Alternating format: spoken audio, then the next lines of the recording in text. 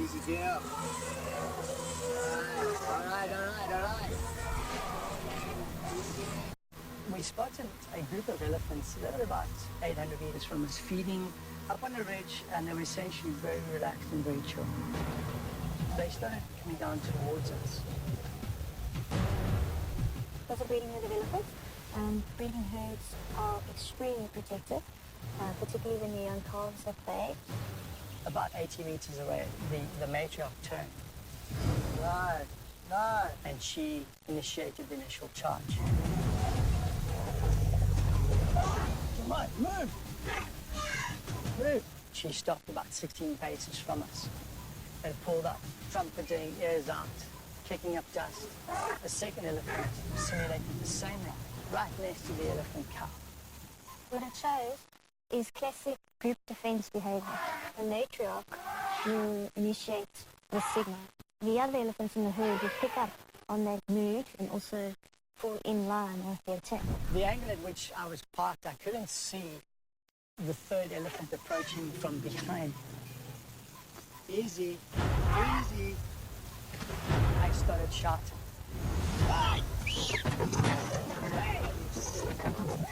As she got into the ditch and coming out, she then hit us with the left side of her face. What's interesting about that elephant is she's actually only a one-tusk elephant. They are renowned for being slightly more aggressive, a little bit more stroppy. The emotion of the first two elephants charging, I've experienced it many times, and you're pretty calm because you know it's all just show. However, when the third elephant came onto the scene, I knew that she was going to follow through. She hit us and pushed us back by about 2.5 meters in a stationary car, full on. People have this false impression that inside the vehicle they're safe. There's no such thing as that. Unfortunately, that vehicle was at the wrong place, at the wrong time, and the elephants took their frustrations out on that. 3 or 4 days later, after the incident, the reality of what had happened actually started settling in. And I kind of found myself to be almost kind of weak at the knees. This incident was the first time in 25 years that I'd actually had a severe interaction with an elephant where they've actually made contact with a vehicle.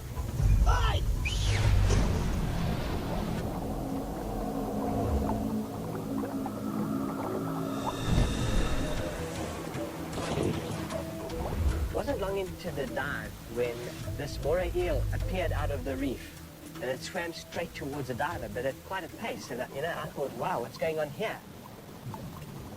I know what type of teeth these animals pack. If they bite you, it's a nasty bite. For a group of scuba divers to be on a reef with a large, fully grown moray eel actually free swimming amongst them is really quite a rare occurrence. At one point, this moray eel turned straight towards the camera and swam straight towards me, and it came up right up to my masthead, opened its mouth. I looked down its throat. It was a little bit intimidating. It's got some serious teeth in there. Morays have got a very potent bite, and they are certainly a potentially dangerous marine animal. I saw how this moray eel wrapped itself around one of the divers and looked like it was seeking attention. And at one point, it actually came up with its mouth quite close to a diver's neck. That's where your main arteries are. If the moray had wanted to, it could have bitten through his wetsuit, could certainly have bitten the guy quite severely. As it turned out, this animal had no intention of biting anybody. I think he was just there for a possible tasty treat. What happens with quite a few dive operators is that they have started feeding moray eels. And moray eels become habituated to this. So what they start to do is to associate divers with the provision of food. The moray eel looked like it was enjoying being held and kind of like caressed and that bit, but a moray eel at the end of the day is a fish. It's not necessarily a sensation that it would be seeking, but it is also used to living in burrows, which means that its body is always encapsulated by the burrow. So it would perhaps be a very natural feeling for it. He stayed with us for about 20 minutes of the dive, and then afterwards realized that, listen, there's no food here, and he just went back to his home in the reef, and it was over.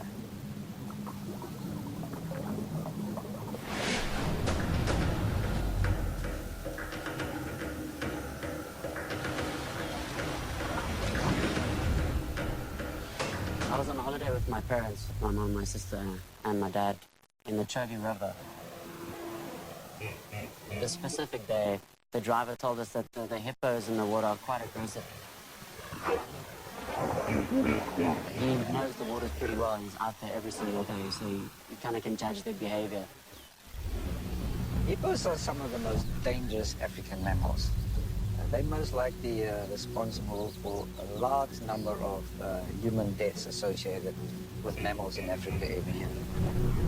Earlier that morning, there were a few charges, but usually they stop about 10, 20 meters away from the boat. Nothing too big, just like to show that this is their territory.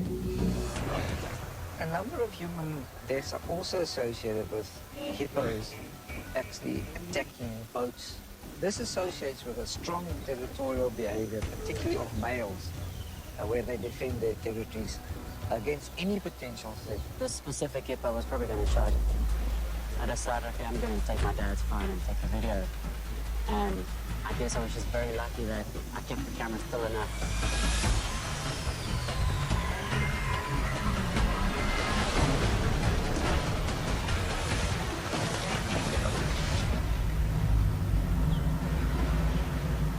Looked like a little submarine coming straight at us. You just see the waves coming. I didn't expect it to be that fast at all, especially in water. The speed with which the wave is actually approaching the boat is surprising. But when you think about how hippos actually move under the water, they actually have the ability to walk at the bottom, even gallop through the water. The other interesting part of this has got to do with physics, because the lag of that wave is nearly a hippo's leg behind where the actual hippo is. And if you were an inexperienced boat operator, you might have thought the danger is too far away when in fact it's already on top of you. I really don't think this hippo was coming at us out of curiosity. I really think it was coming to get us and trying to protect itself, so we can be really lucky that we got out of there in time. The best thing to do when a hippo is turned over your boat is actually not to come back to the surface. Actually to dive as deep as possible and then swim sideways as far away as possible. The hippo will bite at anything that is in close vicinity at the surface of the water. When I saw the video, I realized that the hippo actually came to the boat and how big it really was. While I was filming, I was so involved in it that I didn't really realize the possibility of the immediate danger that was around. This approach by the hippo is quite an aggressive approach. If that boat didn't move away, that hippo would definitely have probably bitten the boat. The way he was lunging, he probably would have fallen on the boat, probably tipped the boat. Sort of learn from this experience is really to be vigilant and keep your eyes open when you're in the wild, especially in Africa, because animals will do what they have to do to protect themselves and their territory.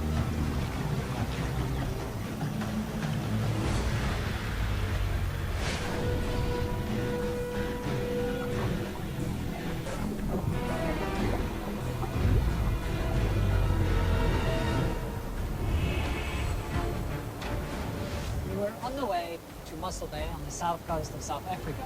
Instead of going out into the blue, because it was already afternoon, we decided to go to Seal Island to see some of the seal.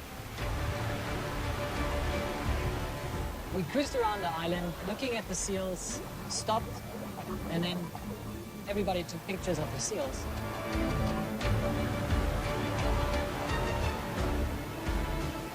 Then I saw that shadow coming, and I realized very fast that it was a white shark. It cruised around the boat and everybody saw it because the visibility was quite good. And everybody was very excited and happy to see a white shark next to the boat. Wow. On its second approach around the boat, it suddenly turned on the back left side of the boat, opened its jaws without any warning, and bit like a little puppy dog into the pontoon and shook it.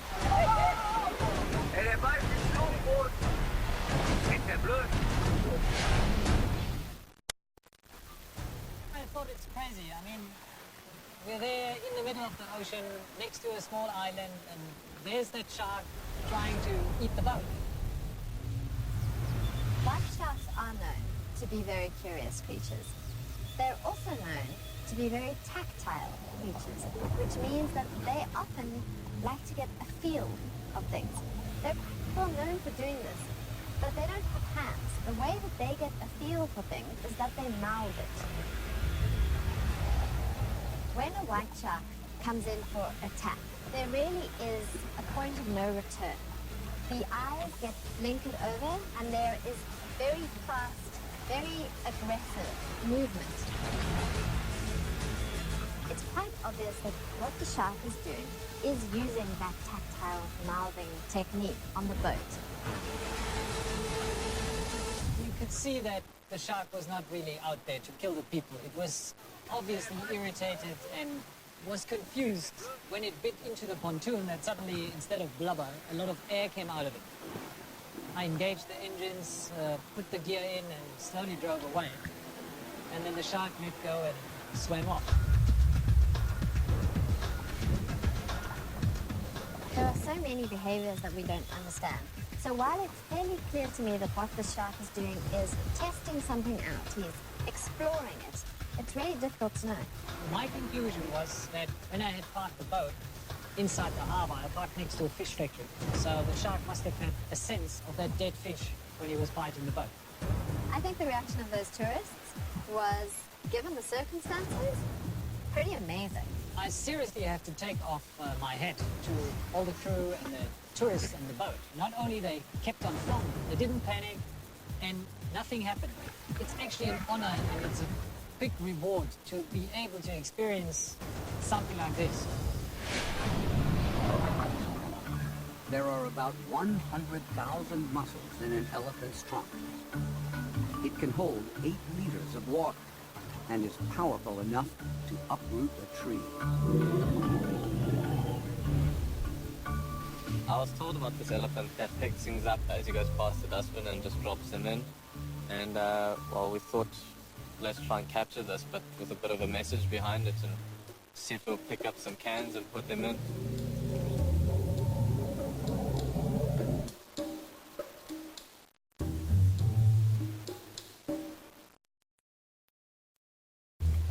I actually couldn't believe we were hoping to capture something like that, capture it in the moment, but it was almost like told what to do. Elephants have what we call a prehensile tip. So it's 2 finger-like projections on the end of their trunk. And so they're very, very dexterous. But they do use their feet to help manipulate objects. The elephant just came past, picked it up, put it in the dustbin and went off.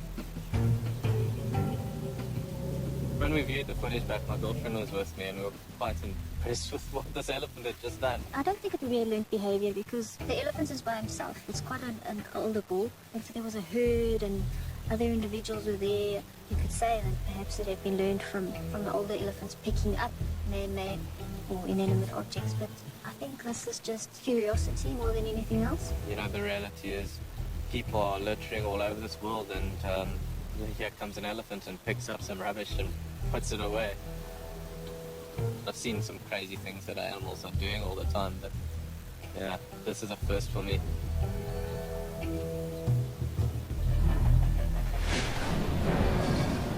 Nile crocodiles kill about 1,000 people a year. They are ambush predators, trapping their prey within nature's strongest measured bite force. When Amos Nakum went looking for a crocodile, he never knew he was in for it.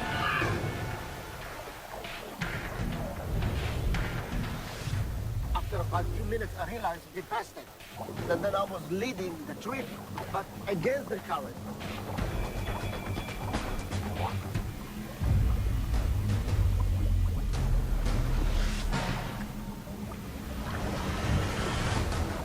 All of a sudden, was a big cloud around me.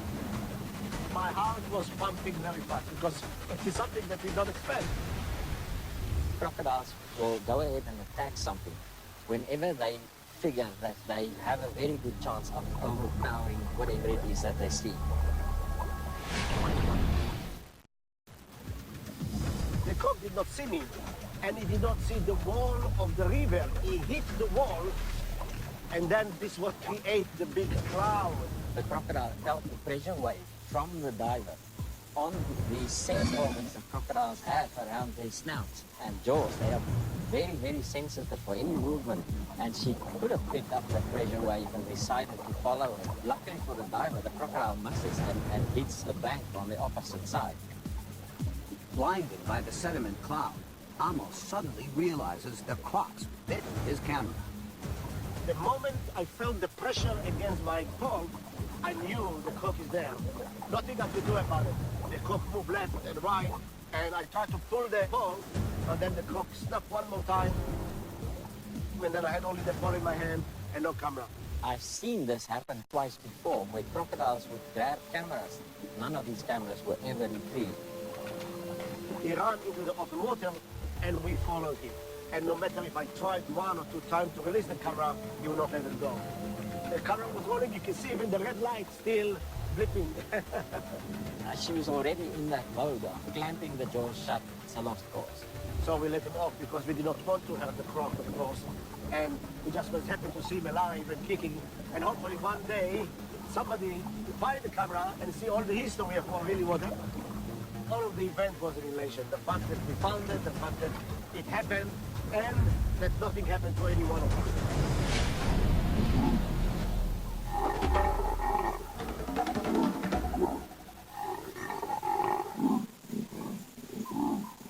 Rutting impalas and leopards sound dangerously alike. On our way to our camp in the center of Kalahari, that I for the first time saw an impala in rut making these grunting, snorting noises. When we reached our camp and I heard what I thought were the same grunting, snorting noises, we paid it no attention. Neighboring campers knew better. And they said, no, it's not a rutting impala, it's a leopard, and they suggest we climb into the car. And just as I closed the door, in walked the leopard. What you have to remember about the Kalahari is that prey densities are much lower, therefore the leopards have to work a little bit harder to find something to eat. And I think that's why they come into the campsites, because they don't hesitate to scavenge. The leopard is extremely relaxed, and this shows that she's probably done it before. It was wonderful for us to watch because fortunately I had my camera in the car. There goes my coffee. He checked our coffee, but the coffee was boiling hot. We just made it, and he burnt his nose, obviously. I've never heard of a leopard walking into a camp during the day and drinking people's coffee. What you have to remember is animals don't only communicate vocally, they also communicate with chemicals. In other words, they leave urine scents on trees and other posts. So smell is very important to them. You see the female walking over to a sandy patch at the edge of the campsite, and she actually rolls in the sand, and that's one way that they mark their territory. And then she gets up and she immediately starts calling. So it's both chemical communication and vocal communication. We've had quite a few animals move into our camps, and those are the highlights. And this one must top them all. Lions can fast for a week at a time. Male lions can devour up to 40 kilograms of meat in one sitting, a quarter of their weight. The crew had just missed this lioness making her first kill when she went for another, and then another.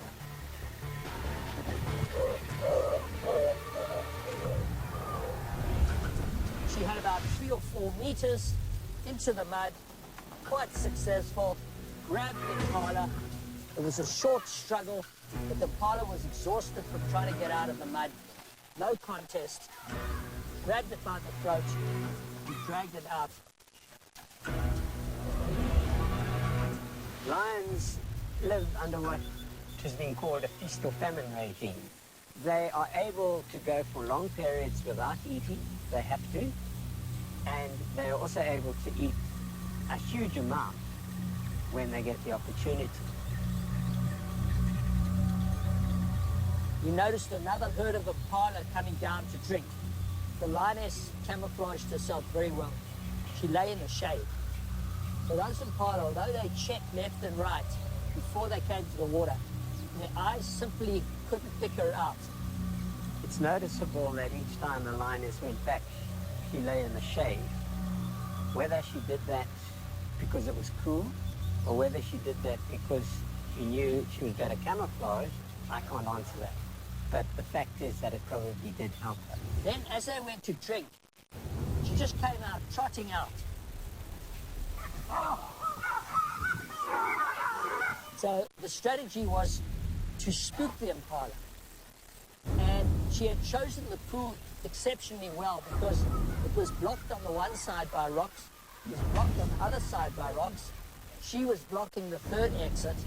So the only way the impala could go was through the water. Lions, like all carnivores, are opportunists. They're always on the lookout for a meal. Under certain conditions, lions will take their repeated killing, their surplus killing to extremes. And these only occur very rarely in nature. I think that this lioness had probably used this maneuver before because she allowed the impala to come into the trap. It illustrates a fundamental aspect of predator behavior, and that is the instinct to kill is very strong. In normal situations, predators are not presented with a situation where they can kill indiscriminately. But every now and then in nature you get a situation like that. And carnivores in general seem to go on killing because they can. Straight away I realized what an incredibly good design the big cats have. She puts her weight on the paw expands. As soon as she takes the weight off that paw, the paw contracts.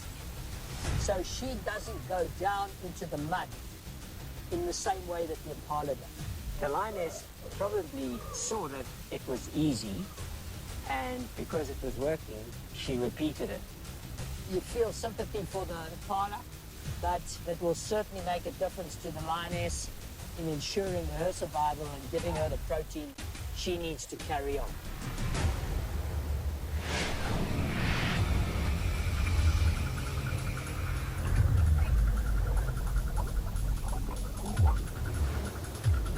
We anchored the boat and I got in straight away.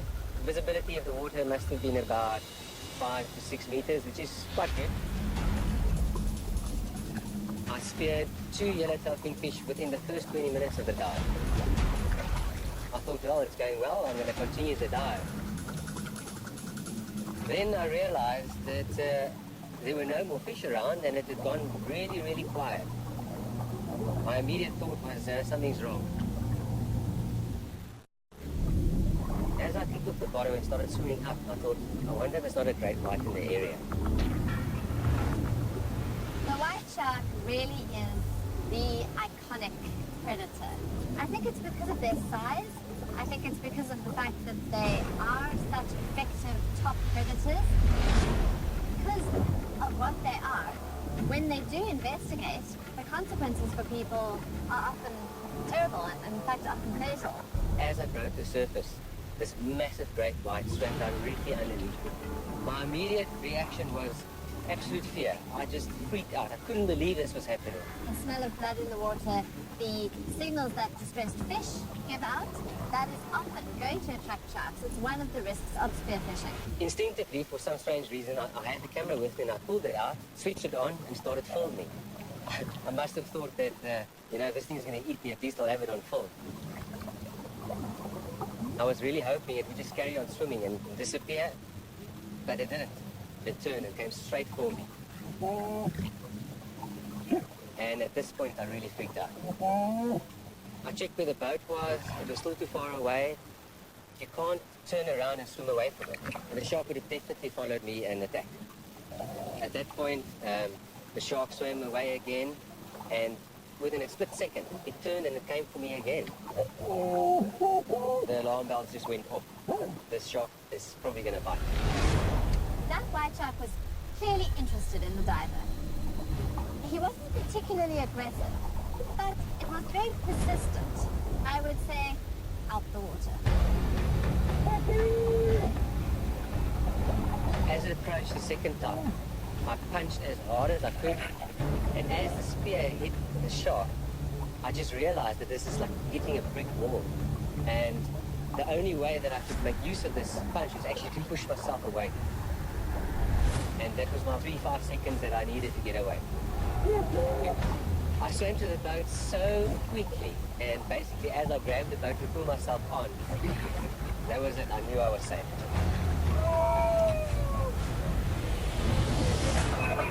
It was such a relief. You immediately just let go.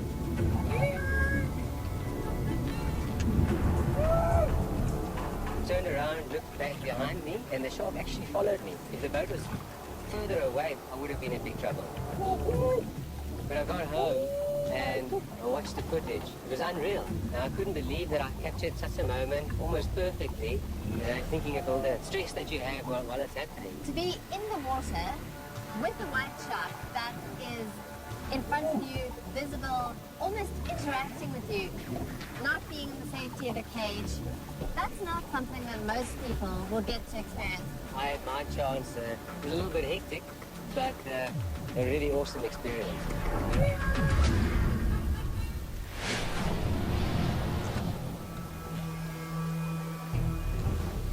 We were on safari in the Kruger National Park, and on a game drive, we came to a small waterhole where there was a dead hippo lying in the water.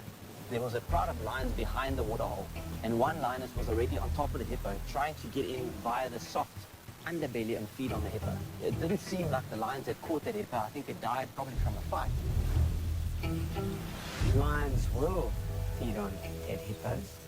It's really quite fascinating to imagine how the hippo got into that position. How did it die in the first place, and then how did it fall over head first into the mud, I presume, and its legs sticking out? As she was chewing and chewing, trying to get in, all of a sudden, the inside just popped out. Because it had been under pressure from lying in the sun, it must have been bloated for a while, the inside shot out and, gave the lioness a fright.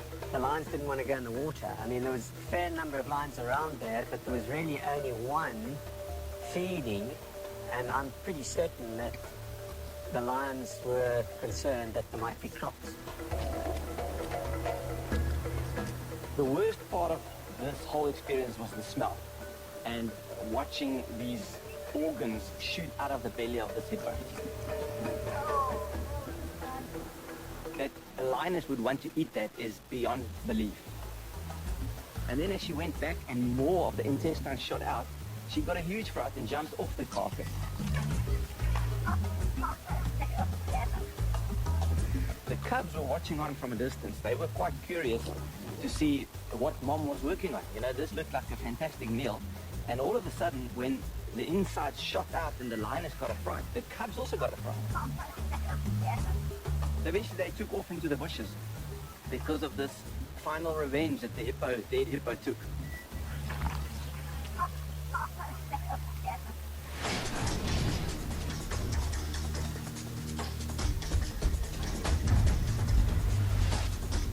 A couple of friends and I were driving in the Kruger Park. A car actually waved us down and said to us we must be on the lookout for 5 cheetah in the area. All of a sudden I saw impala and I thought to myself, this is going to be a kill or something's going to happen. And so I switched my phone over to video straight away. And as I did that, the impala started leaping over the road. One of the girls in the back started screaming, there's a cheetah, there's a cheetah.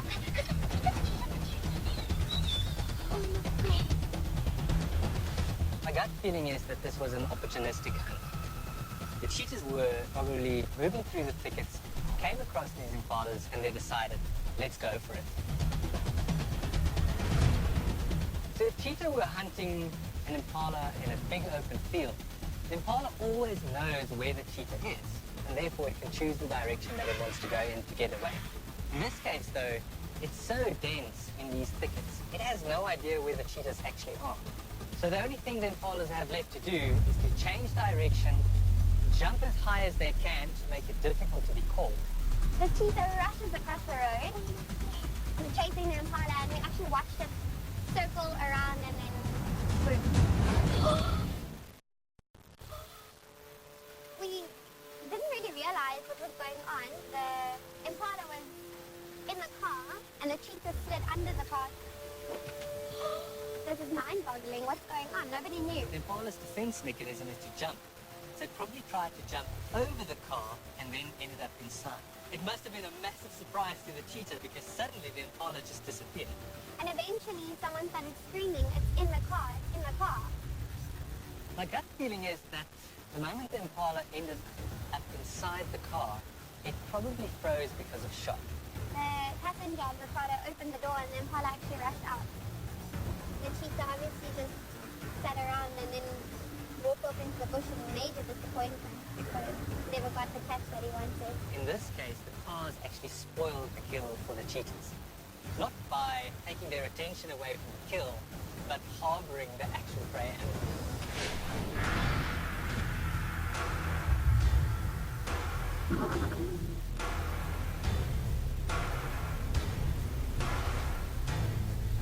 I pulled up to him and I thought, you know, it's quite a cool shot, and I got my phone out and I thought I'd just make a little video of this guy and then I'll sneak past him to go home.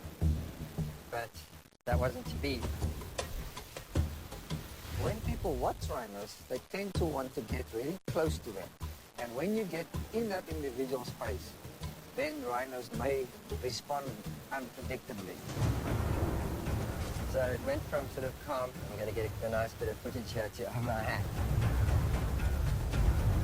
It's an old white rhino bull, typically standing at a midden. Those kind of middens, they do form those as part of marking their territories. I was obviously in the back of my mind concerned about what he was going to do. I did his mock charge and then I thought, okay, well that's pretty cool, but you know, maybe it's time to move on. He charged me as I was going past. I accelerated away. Then I was, you know, I think the adrenaline kicked in a little bit because I realized what the potential situation would have been. The rhino's choice is, if he has got place to flee, he will choose to actually flee. But if the rhino don't, they may actually turn over into attacking a particular vehicle that got too close. In the video, it looks like he might have hit the vehicle because I actually dropped the phone as I'm accelerating away, but it definitely didn't. He's still there, and the vehicle is fine. The worst part of the event, I suppose, was the realization afterwards that it could have gone completely differently. Thankfully it didn't, but in a sense it was a reminder that we're not really the apex predators when we're out there.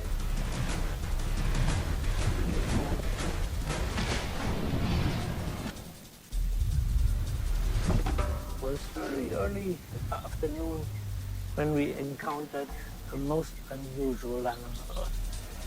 He's hiding in the snow. Yeah, suddenly there, out of the ground, popped a honey badger. Is that a regular badger or a honey badger? It's a honey badger. Quite suddenly there he was and started to chase us.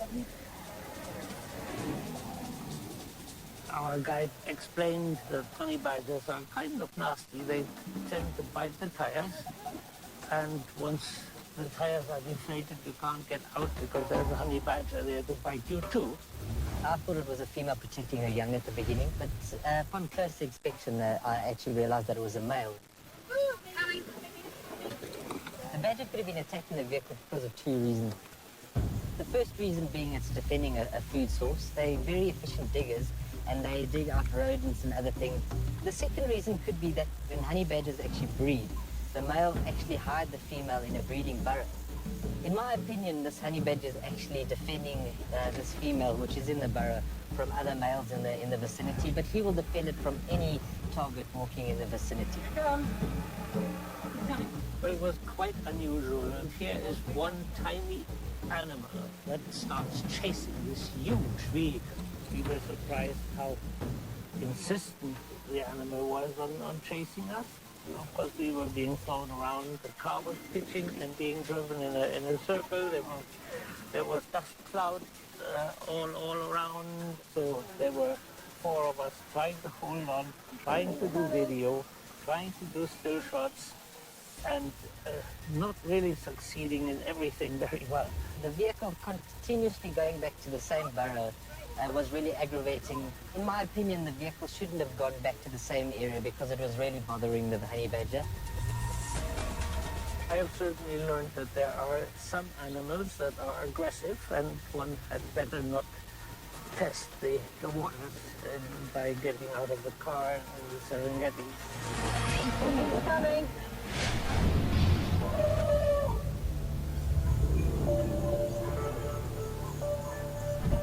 We were on a backpack trail in the Kruger National Park. We basically just went out for an afternoon stroll, and we sighted an elephant bull feeding. We realized that we couldn't move backwards because we had this riverbed behind us, so I told the people just to stand in one spot. Then the elephant became aware of us.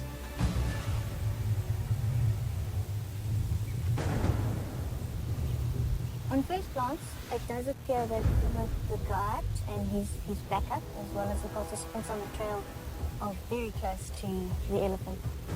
We had realized that it would probably walk up to us in a threatening display. You can imagine if we had to now run, it can have disastrous effect on what the elephant would do.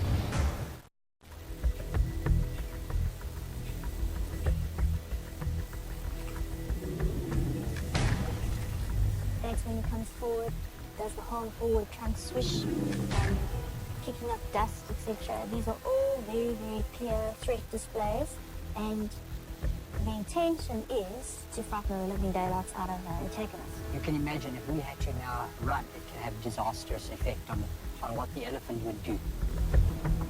Myself and the backup guide, we positioned ourselves approximately 4 or 5 meters in front of the group, told them to stay in one spot and stand dead still. What we can see is that the guide is remaining perfectly still and he's calm. Unfortunately, some of the other members in the background are not. You can brief your clients beforehand and tell them don't run, stand still. But ultimately, you're not in total control of what they're going to do. That animal can change its reaction within a millisecond at any moment. And that's exactly what happened in this case. The first time that a 5.5-ton animal charges at you at close range and you have this dust in your face and this trumpet, it literally shakes your whole body when you hear that. That elephant was right on top of that guard. If he wanted to, he could have done some serious damage just with his trunk. The trunk is an extremely powerful tool and appendage with estimates of 100,000 muscles plus. The force could easily have inflicted very serious damage. As a guide, your whole objective is that you should never have to shoot an animal on the trail. But we do realize that that point does come where you have to decide, are you going to now protect yourself and your guests' lives compared to the animal? The third time the elephant advanced, you actually see a person moving across the camera, and you actually see the elephant turning. It looks to its left and then advances. But we still gave it a second or two benefit of the doubt. And in the end, what happened? The animal wasn't harmed and the people went harmed. The guests are actually lucky in the sense that perhaps they didn't realize how serious it was. Clearly they had all their faith and trust in the guide, and the guide did a great job. But I think sometimes, as the saying goes, ignorance is bliss. There's no feeling like a feeling of being on the ground and the animal being on the same plane as you. At that distance, you are looking up. Obviously, there's an adrenaline rush suddenly that happens. Everything seems to happen in slow motion. It's a humbling experience because you've got a massive animal bearing down on you. And I ultimately think, if an elephant really wanted to trample you, they would get it right. Kudos to the guide for reading that elephant's behavior. If there's a point that I would want to remember, is don't be too hasty in your decisions. Just still give it that benefit.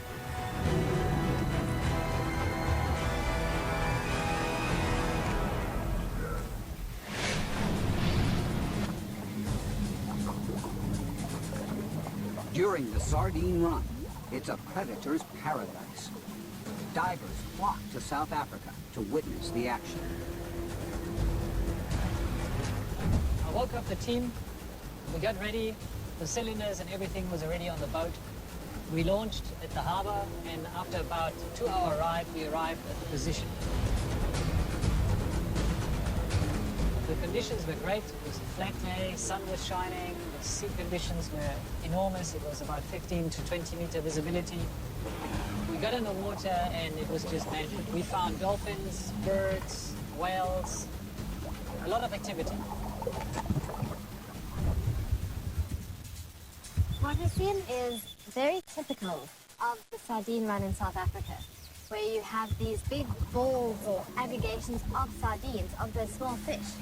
Often it's the result of predators like these sharks, like seabirds, like the dolphins, who are almost herding the fish into a bait ball.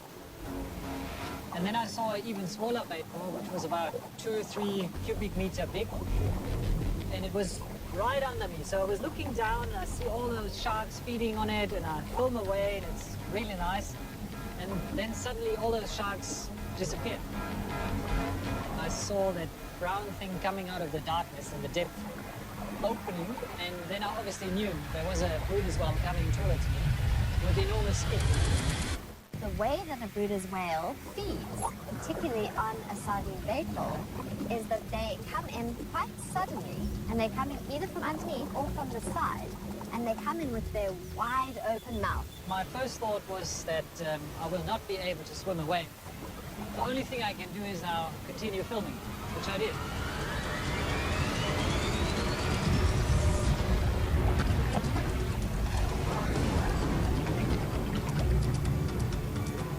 Well, it was split seconds. I actually only looked what the whale was doing, and within those seconds I realized that it changed direction.